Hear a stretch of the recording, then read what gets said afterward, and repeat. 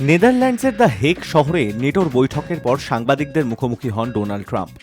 সেখানে তিনি Israel, Iran, Russia, Ukraine ছাড়াও বিশ্বের একাধিক যুদ্ধ বা সংঘাতের প্রসঙ্গ উত্থাপন করেন।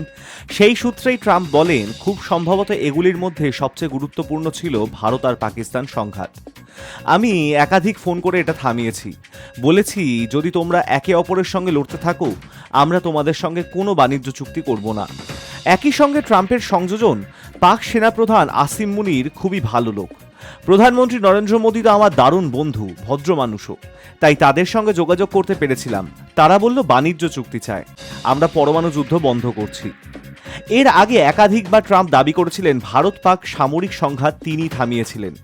গত 18 জুন অবশ্য ভারতের বিদেশ সচিব বিক্রম মিশ্র জানিয়েছিলেন ট্রাম্পের সঙ্গে প্রধানমন্ত্রীর ফোনে কথা হয়েছে। 35 মিনিটের সেই ফোনালাপে প্রধানমন্ত্রী স্পষ্ট জানিয়ে দেন ভারত কারো মধ্যস্থতা মেনে নেবে না।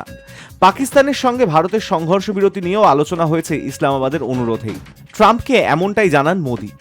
তারপর ওই ফোনালাপ নিয়ে মুখ খোলেন ট্রাম্প। প্রথম থেকেই এ প্রসঙ্গে তিনি যা দাবি করে আসছিলেন সেই অবস্থান থেকে এক চুলো না নড়ে তিনি বলেছিলেন, পাকিস্তান এবং ভারতের মধ্যে যুদ্ধ আমি থামিয়েছি। High news network.